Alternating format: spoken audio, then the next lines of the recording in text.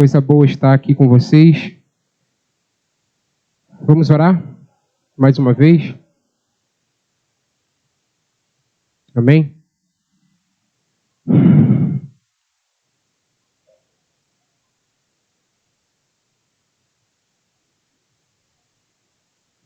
Deus soberano, Deus eterno, nós te louvamos, te agradecemos pelo seu amor, por sua graça e bondade, por sua misericórdia que se renova a cada manhã, é a causa de nós não sermos consumidos, por sua fidelidade, Deus, que estende-se de geração a geração e tem alcançado cada um dos seus filhos nos dias de hoje, Pai. Obrigado por seu amor, obrigado por seu cuidado, por seu conforto, por seu consolo, por sua ajuda, Pai. Ajuda-nos, Senhor, a encontrar descanso em Ti. Ajuda-nos, Senhor, a confiar em Ti. Ajuda-nos, Senhor, a viver as nossas vidas de forma que o Senhor receba mais glória pelas nossas decisões, pelas nossas atitudes, por nossas ações, pela nossa caminhada, Senhor, no nosso ambiente de comunidade de fé, nosso ambiente de estudo, no nosso ambiente familiar.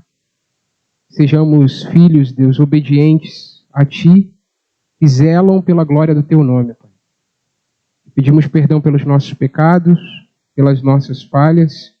Clamamos a ajuda do Teu Espírito Santo para aquilo que vamos fazer agora, Senhor. Estudar um pouco mais daquelas matérias, Deus, que envolvem o trabalho com a Tua Palavra, Deus.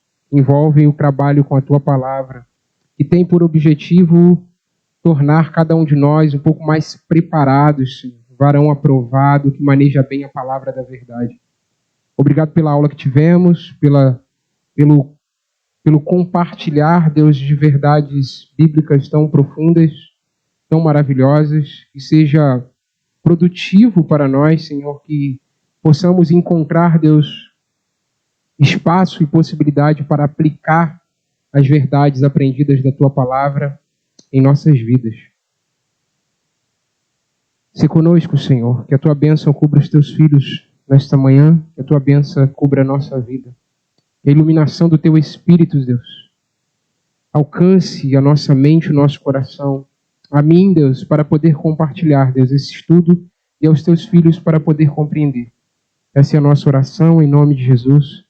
Amém.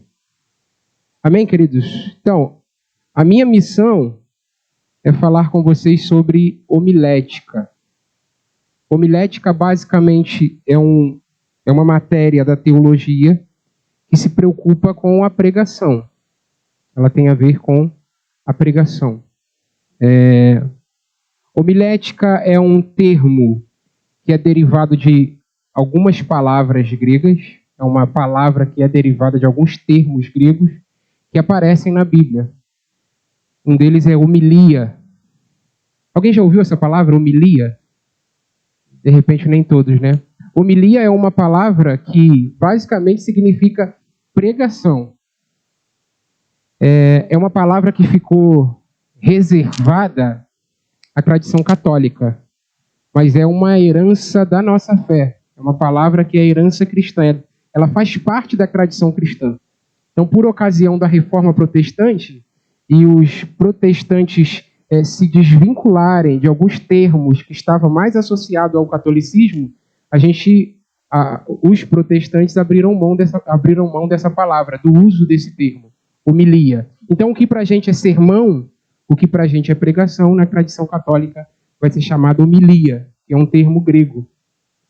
Outra palavra, da onde deriva essa palavra homilética, é a palavra homiléos, também grego. Tudo bem? A palavra homilia significa associação, significa companhia. Tudo bem? Ela é traduzida ou ela é encontrada em 1 Coríntios, capítulo 15, verso 33. A palavra homilia é encontrada em 1 Coríntios, capítulo 15, verso 33. E olha só que legal. Ela é traduzida como conversação, que é a ideia da homilia. Homilia dentro da tradição cristã, ela era aquela ação do pastor das comunidades pequenas, tornar a verdade da fé acessível ao povo comum. Por isso a ideia de conversação, a palavra homilia. Pegava, geralmente, na tradição cristã, e aí na realidade católica, as missas, né, chamadas de missas, geralmente eram em latim. Ninguém entendia, era o rito pelo rito. E aí no momento da homilia, que era o momento da pregação, do sermão, da apresentação do discurso, era falado na linguagem do povo, para que todos pudessem ter possibilidade de entender. Então ela aparece em 1 Coríntios capítulo 15, verso 33, traduzida como conversações. Vamos abrir esse texto? A gente vai caminhando aqui de forma bem dialogal. A nossa proposta hoje é trabalhar 2 temas que nos foi oferecido na matéria. Então a gente vai vai dar uma definição, vai trabalhar a definição da palavra homilética. A gente já começou a fazer isso, trabalhando a origem da palavra, e vai falar sobre a importância da pregação. Tudo bem? Esses são os 2 temas que a gente vai tentar conversar com os irmãos hoje. 1 Coríntios 15, 33. A gente vai ver aí essa palavra grega aparecendo aí. Lógico que a gente não vai ler grego, né? Vai ler a tradução dela. 1 Coríntios 15, 33. Amém? 1 Coríntios 15, 33, ó. Não vos enganeis. E aí ele diz, ó, as mais conversações. Aqui está a palavra homilia. Conversação. As más conversações corrompem os bons costumes. É só para a gente ver a palavra em si aparecendo e o significado da palavra nesse texto. A gente não está trabalhando o texto especificamente, a intenção do texto, nada disso. Só ver a palavra aparecendo. Tá bom? Então a gente tem a palavra homilia aparecendo aí em 1 Coríntios 15, 33. E a outra palavra, da onde é derivada a palavra homilética, que é a nossa matéria, ela é derivada da palavra homiléu também. Homiléu. Homiléu aparece, por exemplo, em Lucas, capítulo 24, verso 14. Acho que eu atolei demais aqui, né? Muita coisa aqui em cima. Eu trouxe esses livros aqui, depois eu vou mostrar para os irmãos, tá? Os irmãos que se interessarem, que gostam aí de ler, têm interesse em literatura, eu vou apresentar esses livros aqui, que é o que está me ajudando aí para a construção da nossa matéria. 24:14.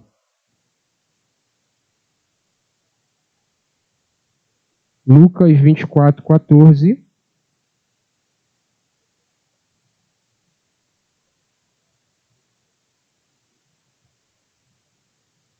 Lucas 24:14 em diante.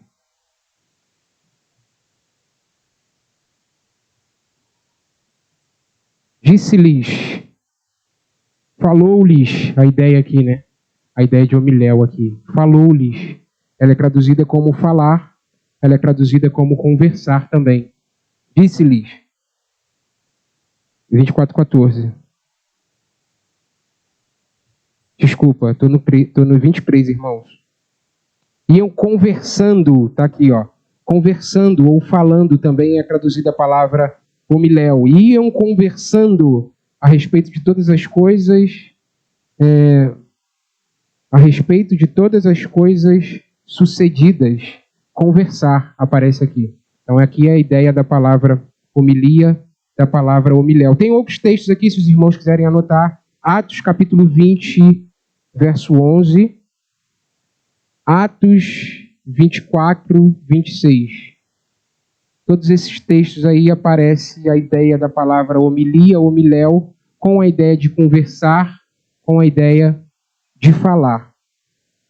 Beleza? Então é dessas palavras que deriva a nossa palavra que dá nome à nossa matéria homilética. Tá bom?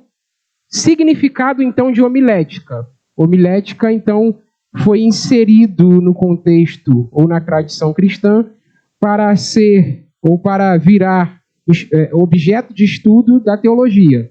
Beleza? Fazendo parte da teologia. Então, a homilética passou a integrar o corpo de disciplinas teológicas. De forma geral, ela é definida como aquela disciplina ou estudo da teologia que estuda a ciência, a arte e a técnica de analisar, estruturar e entregar a mensagem do Evangelho. Tudo bem? Pode repetir aqui para ficar bem mais devagar aqui, né? Para a gente ir bem conversando mesmo. Então, homilética passou a integrar o corpo de disciplinas teológicas, disciplinas cristãs, do estudo sobre Deus. E, de forma geral, a definição dela é a seguinte, uma definição geral para a homilética. É a disciplina da teologia que estuda a ciência, a arte e a técnica de analisar, estruturar e entregar a mensagem do Evangelho. Tudo bem? Esse é o significado geral da palavra homilética. Mas ela também tem uma definição ou um significado mais específico. E a gente vai gastar um pouco mais de tempo nesse significado específico da palavra homilética. Então, de forma mais específica, ela poderia ser definida assim, ou definida como a ciência, ela é uma ciência. Ela é uma ciência porque ela tem um objeto de estudo. Existe algo que a homilética se ocupa em fazer. Ela se ocupa se utilizando dos seus próprios instrumentos, da sua própria metodologia de análise, ela observa o discurso. O discurso é o objeto da homilética. Tudo bem? Então, a definição específica é a seguinte. A ciência que trata da análise, classificação, preparação, composição e entrega dos sermões, que deve ser endereçada à mente popular, a ideia da conversação. É o povo comum, ele precisa entender as palavras de Deus, ele precisa entender as Escrituras. A mente popular com o assunto, isso aqui é significativo, a gente vai já bater mais especificamente sobre isso, com o assunto vindo da palavra de Deus. A instrumentalidade da homilética ou do sermão é a palavra de Deus. O que a gente fala, o que o pregador fala, o que o pregador comunica, da onde advém a autoridade do pregador ao anunciar, é as Escrituras, é a palavra de Deus. E deve procurar a conversão, a homilética tem propósito, ou a pregação, né? Tem propósito. E deve procurar a conversão dos pecadores e a edificação dos crentes. Beleza? Então, definição específica de homilética, a ciência que trata da análise, classificação, preparação, composição e entrega dos sermões, que deve ser endereçada à mente popular, com o assunto vindo da palavra de Deus, e deve procurar a conversão dos pecadores e a edificação dos crentes. E aí, pensando um pouco essa definição específica, trazendo um elemento bem objetivo da definição geral, que é o fato de ser arte. E na definição específica não tem a palavra arte. Porque a homilética ela é tanto uma ciência, porque ela tem o seu objeto de estudo, como também uma arte. Por ser arte, vai exigir daquele que trabalha essa matéria esforço, vai exigir sacrifício, vai exigir labor. É interessante que um dos autores desse, acho que é o livro roxinho aqui, ele compara o trabalho do pregador ou no seu movimento de preparar o sermão com o trabalho de um escultor de madeira. E está preparando algo. A gente vai chegar lá, você não vai adiantar não. Tem essa mania, né, de adiantar e depois ler, né? Aí fica quase que repetitivo. Mas a gente vai chegar lá. Essa comparação que ele faz é muito legal. Tá bom? Então vamos pensar aqui então a definição de homilética, essa definição específica. Para pensar a definição, a gente poderia separar essa definição do significado de homilética em 3 partes. E a gente vai fazer uso daquelas perguntas-chave que nos ajudam a fazer ciência. O que, como, por quê. A gente vai simplesmente aprofundar a reflexão em cima de um determinado assunto, de uma determinada frase, de uma determinada palavra. Faça uso disso, irmãos, lidando com as escrituras. O que do texto? O que? Esse texto está falando sobre o quê? O que é esse texto aqui? Por quê? Tem propósito? Como? Tem algum elemento de instrumentalidade nesse texto aqui que eu estou trabalhando com ele? Essas perguntas nos ajudam muito. O que da nossa definição? O que da homilética? Ela, por exemplo, é uma ciência. Isso significa, então, que a homilética ela tem um objeto. E esse objeto é o discurso. Essencialmente, o discurso religioso. Tudo bem? Você está trabalhando aqui dentro da nossa realidade cristã, dentro da tradição cristã. Então, ela tem como objeto, ela é uma ciência porque ela tem como objeto o discurso com os seus componentes. Quanto aos componentes, nós temos a classificação desse discurso, nós temos o elemento da preparação desse discurso, nós temos o elemento da entrega desse discurso. Tudo isso é objeto de estudo, de análise da homilética. A entrega do sermão, a preparação do sermão, a classificação do sermão.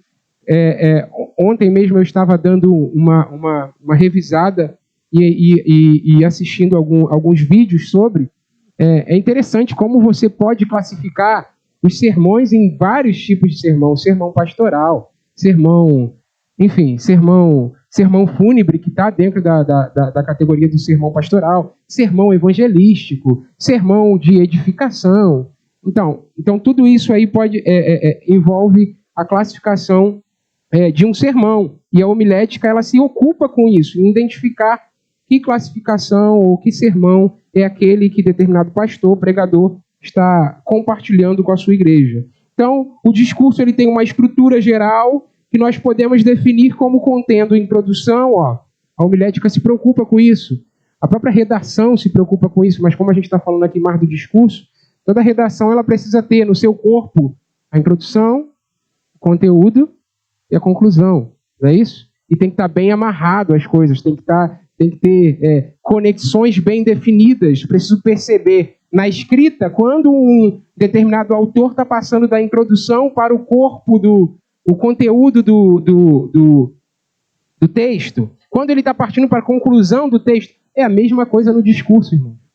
A gente tem dificuldade de levar isso para o discurso e a gente, no discurso, fica entregue à nossa espontaneidade. Lógico que a palavra oral e a palavra de pregação, ela é essencialmente uma palavra autoritativa. A gente está falando como um porta-voz de Deus, então a gente ocupa ali um lugar que Deus nos colocou ali para falar, falando no assim diz o Senhor, com a autoridade das Escrituras, não a minha autoridade, não assim diz William, ou aquilo que eu penso a respeito de determinada coisa. Por isso que é necessário eu estudar o texto, para quando eu falar em nome de Deus, apresentando o texto à plateia. E aí eu chego com a autoridade do texto, diante do meu público, e falo, assim diz o Senhor. E aí esse assim diz o Senhor, ele tem uma estrutura que possa ser compreensível, facilitada também, para quem está ouvindo. Introdução, conteúdo, conclusão. Dentro do elemento da pregação, existe a aplicação. Porque toda pregação, todo compartilhar da palavra de Deus tem por objetivo transformar vidas. Não é isso? Precisa ter ação prática no meu viver cotidiano, no meu viver comum. Então precisa ter aplicação. Se não tem aplicação, foi apenas um compartilhar de um ensino. A minha oração aqui foi nesse sentido também, quando eu inicio falando, porque às vezes a gente está num curso, e aqui é um ambiente propício para isso. Mas na pregação eu precisaria expor uma aula como essa, maravilhosa, que o irmão Jorge expôs aqui para a gente, e tinha que ter o elemento de aplicação. Qual é o impacto prático dessas verdades compartilhadas aqui na minha vida hoje? Para aumentar a minha esperança? no futuro glorioso, do Cristo que vem, vai aumentar a minha confiança, vai aumentar o meu senso de conforto em Deus, porque se Ele prometeu, Ele vai vir. Então, preciso aplicar essa verdade à nossa vida. Então, a homilética, ela olha para essa estrutura e nos ajuda a trabalhar com essa estrutura. Introdução, conteúdo, conclusão e aplicação. Um outro ponto a respeito do que não está na definição específica, mas está na definição geral, ela é encontrada na definição geral da matéria. Homilética, além de ser uma ciência, por ter o seu próprio objeto de pesquisa, discurso, sermão, é considerado também uma arte. Homilética é considerada uma arte. Tem que existir, depois a gente vai ler um texto aqui legal, tem que existir beleza no compartilhar do texto. Não por causa da beleza em si, não a beleza em si mesmo, mas é por ser. A homilética é isso. Então, esse aspecto da matéria é aquele que confere e admite que o discurso ou o sermão deve carregar ou tem em si o elemento da beleza. O preparo do sermão necessita da mesma atenção e trabalho que, aí aqui a comparação que esse autor desse livro faz, que um escultor de madeira oferta ao seu material de trabalho. Ele pega um tronco, vamos pensar na realidade da árvore cortada, ele pega um material bruto em suas mãos e começa a trabalhar aquele material. O que ele vai fazer daquele material? Em um primeiro momento não fica muito claro aos nossos olhos, mas ele começa, ele pode fazer uma casa, pode fazer o rosto do Eduardo, ele pode fazer, enfim, ele vai transformar aquilo ali, e aí nas palavras desse escultor, que é uma experiência pessoal do autor do livro, ele vai transformar aquela madeira em uma coisa olha só que legal, em uma coisa de beleza. Ele diz isso, eu pego, e aí o autor do livro pergunta, provoca ele, mas o nome do escultor é Daniel. Mas Daniel, define para mim como é que é isso. Eu pego algo que Deus fez e transformo em alguma coisa que o Daniel fez. Por bondade de Deus, por dom de Deus compartilhado com ele, mas é algo que o Daniel fez com aquilo que Deus fez. Deus deu a árvore, o Daniel pegou um tronco, um pedaço da madeira da árvore e transformou em algo de beleza. O pregador faz isso com o texto bíblico. Veja, ele não contorce o sentido do texto, como o Jorginho falou aqui. Todo texto tem um sentido, mas ele torna aquilo como um elemento de beleza ao compartilhar o discurso, ao compartilhar a pregação com seus ouvintes, para ficar aprazível aos olhos, ao coração, ao ouvido, para ser entendido com certa clareza, eliminando os pontos de dificuldade. E é uma arte também, porque vai exigir trabalho, vai exigir labor. Pense no Daniel trabalhando no seu tronco. Detalhe. É assim que nós precisamos fazer. Tem textos bíblicos que não são fáceis. Tem textos bíblicos que vão exigir de nós leitura e releitura, e leitura atenta, e ouvir o que o texto está dizendo, e voltar ao texto e ler mais uma vez, para entender ou retirar do texto a ideia mais à frente. A gente vai trabalhar com isso. O Jorge falou da inclinação dele aqui, né, que ele é futurista, pré-tribulacionista, pré-milenista, né? É uma escola dentro da escatologia. E eu conversei com o pastor aqui da possibilidade da gente transformar esse curso de homilética em uma escola de pregação expositiva. Então a gente vai caminhar para esse lado. A gente vai dar uma ideia geral do que é a homilética, a estrutura do sermão, vai falar sobre a técnica homilética, e depois a gente vai focar na pregação expositiva. Porque a pregação expositiva exige que a gente tenha um cuidado especial com o texto que a gente está trabalhando. Vai ajudar você a trabalhar o texto. O que esse texto aqui está me ensinando? E aí eu vou entender o que o texto está ensinando e vou transformar isso em um sermão para comunicar à igreja. Tudo bem?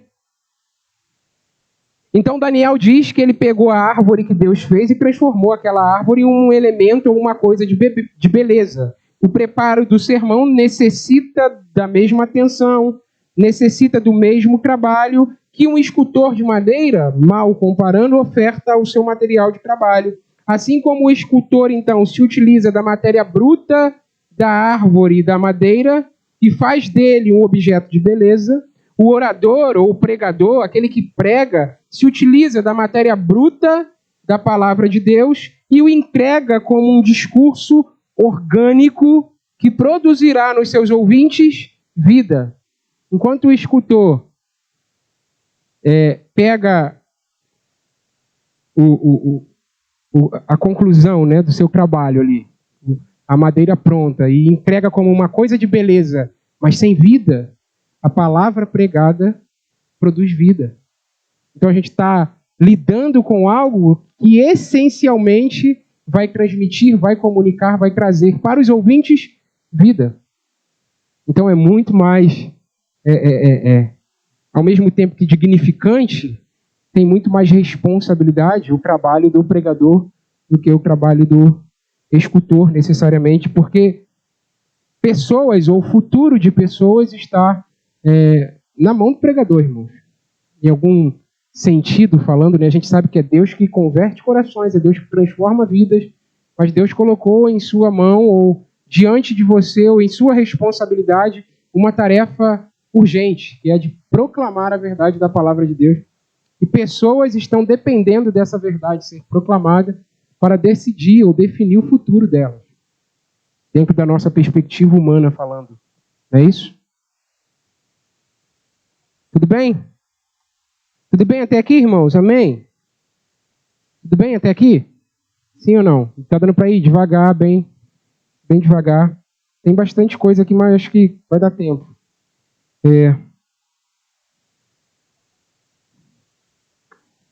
Deixa eu ver onde eu parei aqui, vida. Então, diferente do escultor que produz uma coisa de beleza, mas sem vida, o pregador se utiliza da palavra de vida, a palavra de Deus é a palavra de vida, e produz nos ouvintes uma coisa de vida para sempre.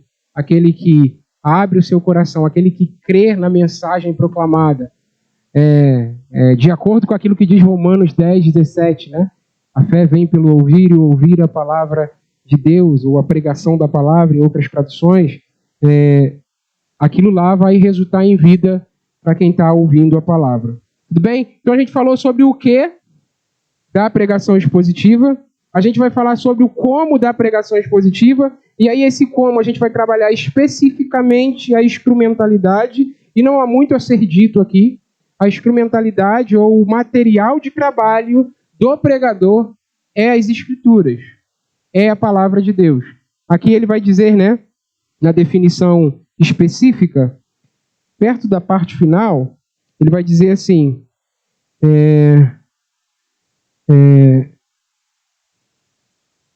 a ciência que trata da análise dos sermões, composição e entrega dos sermões, que deve ser endereçadamente popular, com o assunto vindo da palavra de Deus. É a palavra de Deus que deve ser utilizada como instrumento de comunicação para a produção de vida nos ouvintes. O como da homilética, então, diz respeito ao instrumento de onde é produzido o sermão que será entregue.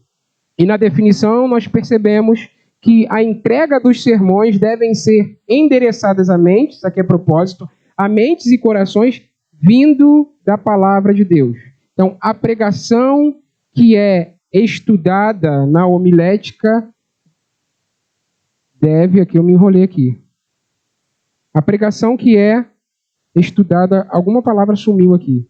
Deve vir... A ideia é que deve vir... A pregação que nós compartilhamos deve vir da palavra escrita de Deus. Nós entendemos essa palavra e compartilhamos essa palavra. Então, o instrumento da pregação é a palavra de Deus. Muita coisa poderia ser dito aqui, muita coisa, sobre a autoridade que o pregador tem. O pregador ele não tem autoridade em si. Ele lida com um elemento ou com um material que tem autoridade. E ele tem autoridade naquilo que proclama. Deus se compromete com aquilo que o pregador proclama quando o pregador está sendo fiel ao que é proclamado, que é a verdade bíblica. Ele vai se comprometer com aquela verdade que foi compartilhada. Tudo bem? O porquê e o para quê da definição. Aqui é a ideia de propósito. Então, nós encontramos na definição de nossa matéria pelo menos 2 declarações de propósito. Primeira, a pregação deve ser endereçada às mentes e corações. Então, tem um propósito. Mentes e corações precisam ser alcançados pela nossa proclamação. Segunda definição declaração de propósito. A pregação deve procurar a conversão dos pecadores e a edificação dos crentes.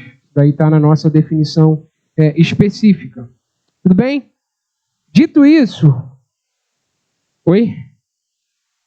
A segunda definição está lá na nossa... A segunda declaração de propósito, que é o porquê da homilética ou da pregação, é que a pregação deve procurar a conversão dos pecadores e a edificação dos crentes.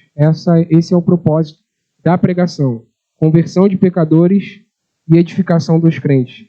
Algumas pessoas, é muito legal você estudar, você fazer pesquisa, que esse ponto aqui é um ponto interessante de disputa, que, como eu falei, né, dentro do sermão vai ter gente que vai separar sermão evangelístico de sermão de edificação, um sermão mais pastoral para a igreja. Mas vai ter um estudioso, ele é até brasileiro, que trabalha a matéria da homilética, ele vai dizer que tem mais, alguns vão dizer que tem um propósito na pregação. Ele vai dizer, não tem mais um propósito, porque sempre que eu estou sendo fiel ao texto bíblico, ao entregar um sermão dito evangelístico, eu estou edificando, porque o evangelho edifica. Quando eu estou trabalhando uma verdade bíblica dita, ou um sermão que tem como propósito, entre aspas, a edificação dos crentes, eu estou evangelizando, porque eu estou falando das Escrituras, da palavra de Deus. Então tem essa disputa para entender esse ponto. Mas aqui, a nível de propósito que está na nossa definição, a gente entende o propósito como a conversão de pecadores e a edificação dos crentes. Amém? Dito isso, cabe-nos agora aqui então tentar aprofundar a nossa discussão antes de considerarmos os elementos mais técnicos a respeito da matéria. Uma vez que essa matéria lida especificamente com a pregação e os elementos que esta contém, existe ainda, agora a gente vai falar da importância da pregação, existe ainda qualquer importância na pregação? A pregação ainda é importante para os nossos... Nesses termos, o pregador ele é definido na palavra de Deus. Não tem melhor imagem na palavra de Deus para o pregador do que o profeta. Ele é definido na palavra de Deus como um arauto, um porta-voz que traz a mensagem de Deus para o seu povo, para o mundo, para a sociedade. E a forma da pregação, em um contexto bíblico, a gente vai entrar nesse ponto já, ela tem essa imagem. Se você quiser pensar na figura do pregador, biblicamente falando, você não vai ver outra figura senão alguém que está no meio da multidão e aquele alguém levanta a sua voz para falar em nome de Deus, com uma palavra de autoridade, com um discurso autoritativo, como alguém que diz no imperativo, arrependei-vos, crede no Evangelho. Tem que se arrepender. Ele tem essa mensagem, ele tem esse chamamento. A pregação ela é exortativa nesse sentido. Então, existe alguma importância ou qualquer importância na pregação? Eu trabalhei aqui com a possibilidade da gente responder que sim, né? Porque a gente é um povo de igreja, né? Então tem um povo que ainda dá valor à pregação, né? Que é o povo de igreja, é o povo crente. A sociedade, não tem. A figura do pastor, gente, até no estudo, olha só que legal, a figura do pastor, ou a figura do que prega, até no mundo, na história, já é considerado, olha só que legal, uma figura obsoleta. Antes, o pastor ou o pregador, está escrito, eu estou adiantando, tá vendo? É isso. O pastor ou o pregador era aquela pessoa de conhecimento geral que trazia as notícias para uma comunidade rural que não tinha muito conhecimento. O pastor era aquela pessoa que tinha um pouco mais de conhecimento. Com o avanço da tecnologia, eu já estou entrando no elemento de provocação aqui por causa da importância da pregação. Com o avanço da tecnologia, com o avanço da ciência, com disciplinas como psicologia, filosofia, entrando ganhando o coração da sociedade, a figura pastoral foi cada vez mais perdendo. O pastor aqui, estou colocando a figura pastoral como aquele que prega, né? Porque geralmente a função, não entenda que é só o pastor que prega, tá, irmãos? Todos nós pregamos. Mas geralmente o pastor é o responsável pela pregação na comunidade onde ele pastoreia. Ele vai perdendo um pouco o seu valor, vai perdendo um pouco a sua importância, entre aspas, tá, irmão? Para o mundo, não estou falando para a gente, para a igreja. Então, eu vou trabalhar aqui com a resposta que sim, é uma coisa importante para nós. Se é importante, por que nós dedicamos a ela tão pouca proeminência? Tão pouco lugar de importância no ambiente culto. Por exemplo, a gente tem realidade de igrejas e de ministérios que, por causa de alguma coisa que a gente vai pincelar aqui, a gente não vai aprofundar, é separado para o momento da pregação 2 minutos. Porque a gente já fez um montão de outras coisas dentro da comunidade, da igreja, entende? Então, tipo assim, no senso comum, você vai ver uma igreja ou outra, um número de 10%, 5% de igreja que valoriza a pregação. A gente não pode generalizar. Mas no senso comum, naquilo que é sabido a respeito do movimento evangélico, a pregação não é a coisa... É dispensável. Oi? Tá, é secundário. Tem outras coisas. Por exemplo, o entretenimento dentro do ambiente de igreja. Porque qual é a função da igreja? Não é trazer pessoas? E aí você fica naquela ânsia de promover eventos e movimentos para trazer a pessoa. E aí, como a minha intenção é trazer a pessoa, eu tenho que criar projetos, tenho que criar coisas para aquela pessoa se sentir bem dentro do ambiente de igreja. Estou aprofundando aqui, tá, irmãos? Estou só jogando coisa aqui para a gente pensar sobre a importância da pregação. Porque isso acontece em muitas igrejas, em muitos ministérios, em muitas realidades denominacionais. Por isso a provocação. Por que a pregação, então, tem tão pouco valor? Porque a gente dá à pregação lugar secundário. Quer ver? Algumas realidades, eu já pensei assim, algumas realidades, se você falar que a pregação é a coisa mais importante da igreja, um exemplo, o líder do louvor, não, nada a ver com você, só aponto porque você está como referência aqui. Desculpa. Mas a pessoa do louvor, mas como é que é isso? Por que a pregação é a coisa mais importante? O louvor não tem importância? Que história é?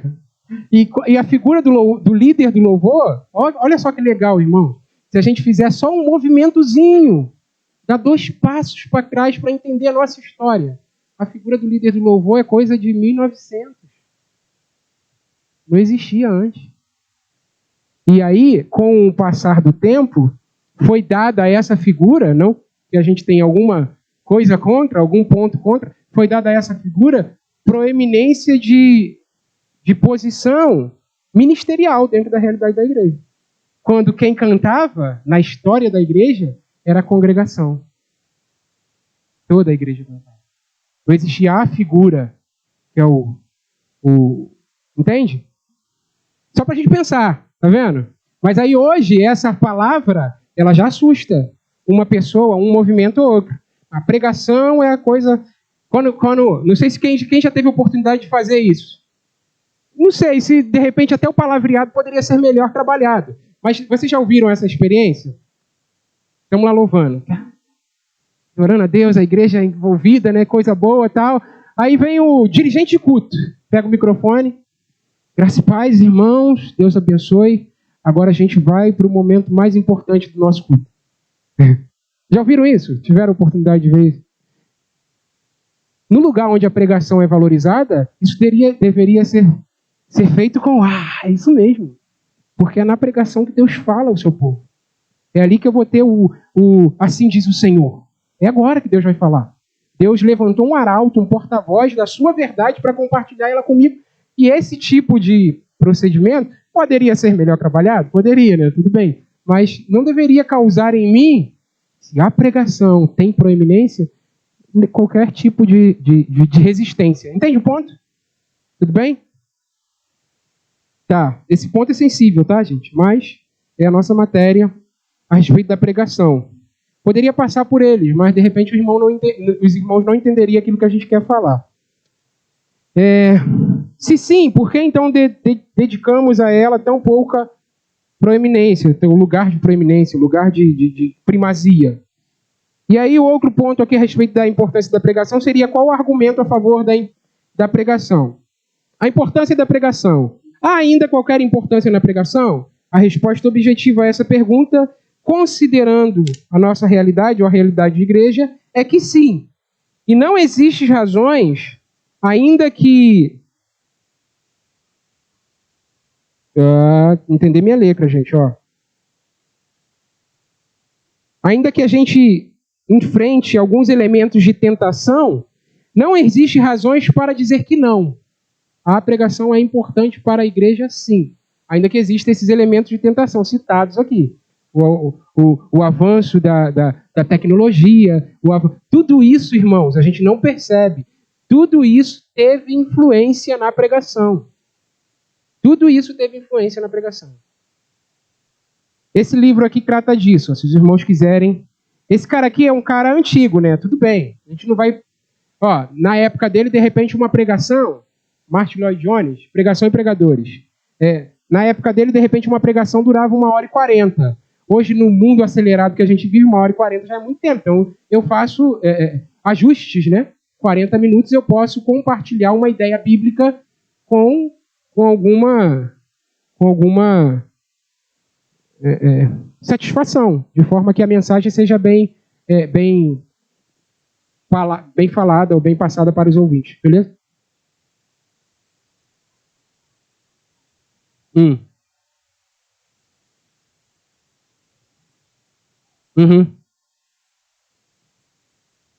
Sim.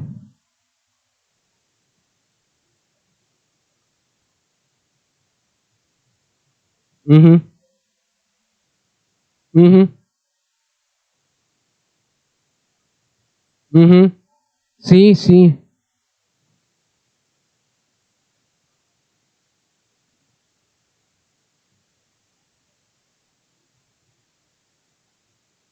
Uhum. Sim, lógico. Uhum.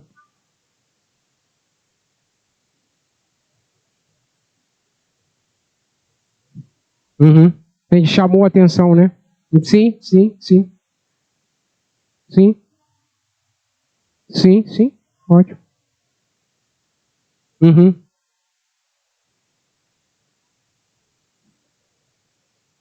Uhum. Uhum. Não, beleza, eu te entendo. Só que, tipo assim, eu tô falando isso porque no tempo dele isso era comum. Não existia pregação que tinha menos de 1h30. Tem. Uhum. Não, influencia, lógico. Influencia. A inquietação é uma realidade da nossa. Como é que você vai ficar? Pelo fato de você receber tantos estímulos, como é que você vai ficar 40 minutos sentado ouvindo alguém falando? É difícil. Sim. Aí a possibilidade de distração é bem maior. Entende? Isso daí é ajustes louváveis. Então, eu não preciso, para comunicar, sabendo de todos esses pormenores, eu não preciso comunicar 1h40, 2 horas, uma pregação. Não preciso. 5 minutos? 5 minutos do vídeo, né? Tem 9 minutos ali ainda, Farão. Tá pegando 4 minutos meu aí, velho. Tudo bem? Vamos lá. Eu falei que se a gente der alguns passos, por algumas razões que se sustentam e se percebem na história.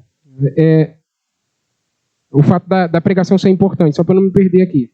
A razão principal para considerarmos, então, a pregação uma coisa de primeira importância é porque ela é percebida na narrativa bíblica como sendo um instrumento de Deus para chamar o seu povo à verdade e pecadores à conversão. Pronto.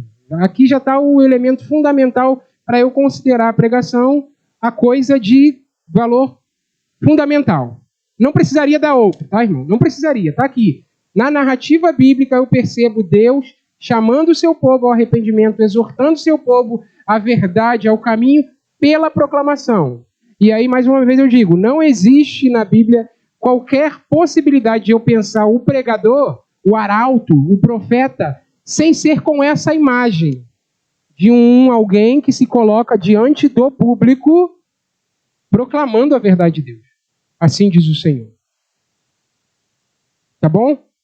Então esse é o ponto. A razão principal é essa.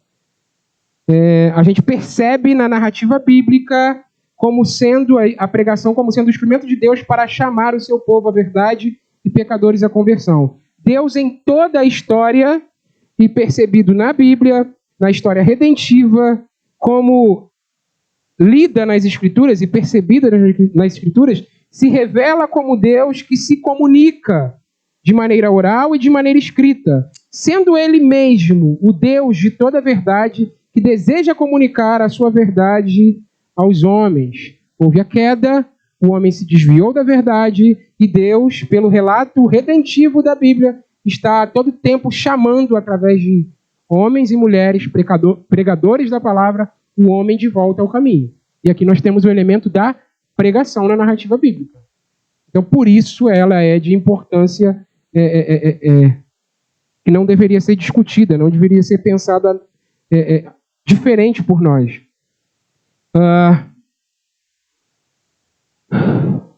Para isso, ele se utilizou de porta-vozes ou arautos, anunciadores da verdade, pregadores da palavra.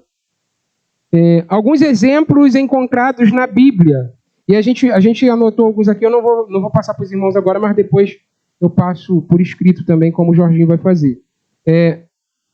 Por exemplo, antes do dilúvio, Enoque, Noé, como proclamadores da verdade. A referência de Enoque está em Judas 14, quando ele profetiza. E aí a ideia do profeta é aquela pessoa que fala a palavra de Deus com autoridade, assim diz o Senhor. Noé, aí tem uma referência a Noé como proclamador, como arauto da verdade na sua geração, em 2 Pedro capítulo 2, verso 5.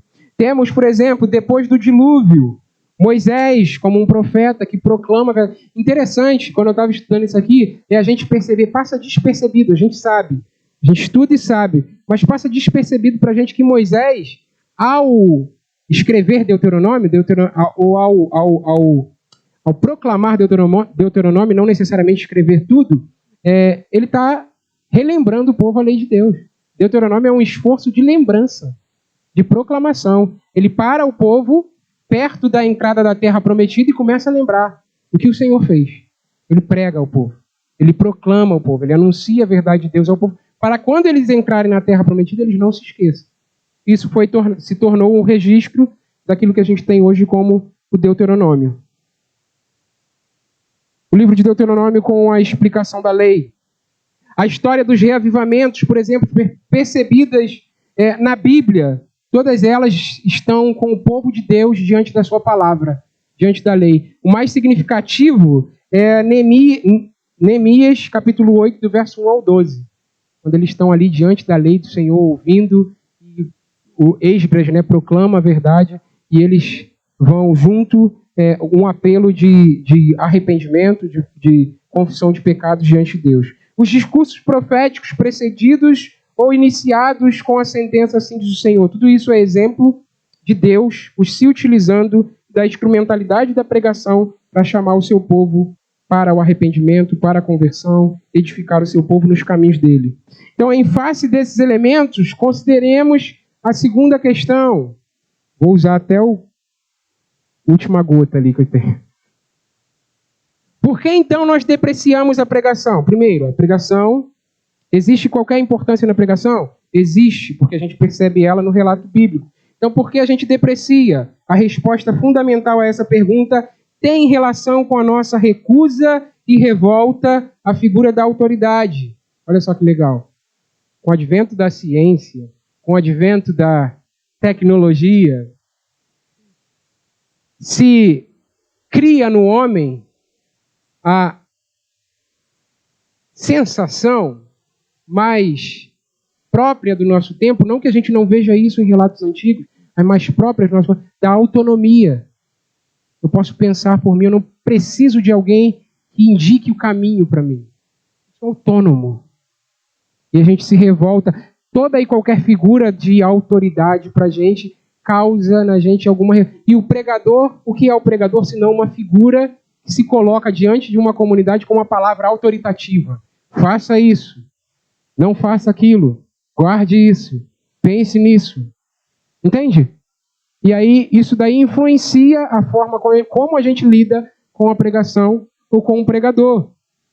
Então, há uma resistência e recusa do homem que, ao passar do tempo, se torna mais evidente em reconhecer ou se submeter a qualquer tipo de autoridade. Toda figura ou imagem que resulta ou traz para o homem a ideia de autoridade, esta vem sendo, com o passar do tempo, e sendo aqui pré-milenista, pré-tribulacionista, né, e não otimista, né, as coisas vão piorando, não é isso? Não é isso? A ideia do pré-milenismo é que as coisas não vão melhorar. Elas vão piorar, até que Cristo vai vir estabelecer o seu reino na terra. Então, com o passar do tempo, essa sensação de rebeldia, de se revoltar contra a autoridade, ela aumenta. Ele se volta contra a autoridade, contra a verdade divina. O segundo elemento, não vou conseguir. O segundo elemento que justifica ou influencia essa depreciação da pregação como instrumento proeminente é o avanço da tecnologia e, por consequência, o aumento dos canais ou veículos de comunicação. A Marião citou aqui a comunicação. Antigamente era difícil a comunicação, demorava-se alguns dias. Hoje a comunicação está diante de nós num piscar de olhos. E a gente fica tão saturado de comunicação que alguém mais para comunicar alguma coisa traz para nós essa sensação de que eu vou dar lá essa importância. Isso daí são influências que, de forma não consciente, vamos colocar assim, ninguém aqui conscientemente vai falar assim, eu não gosto da pregação, não. Mas de forma inconsciente vai entrando na nossa vivência, sem a gente perceber. Sem a gente perceber, tá aí. A gente é influenciado por isso. Tudo bem? Tudo isso concorre com a pregação, aumentando no homem o senso de autonomia. Em história, ou passado recentemente em comunidades rurais, o pregador, já falei isso, né? Era aquela figura que detinha o conhecimento geral, em assuntos gerais. Tudo isso faz que o pregador não... já falei isso. O pregador vai se colocando, a gente vai escanteando o pregador ou a figura pastoral por causa disso. Mas isso não é um esforço consciente, é inconsciente. Vai influenciando a nossa forma de pensar a nossa igreja. Tem um terceiro e último aqui, que a gente começa a semana que vem, não, mas na próxima semana falando nele, tá bom? Que tem a ver justamente com o nosso esforço da troca da pregação por outros veículos de comunicação. Será que a gente acerta fazendo isso? Elementos de artes cênicas, elementos de muito louvor, muita música, porque essa geração é completamente sensorial. E aí? Legal. Isso é um ponto para a gente pensar semana que vem. E a gente já começa a pensar, então, pregação. Tudo bem, irmãos? 11 horas. Vamos colocar de pé. Amém, irmãos? Vamos orar? Pastor, você ora? Pastor Zé Augusto?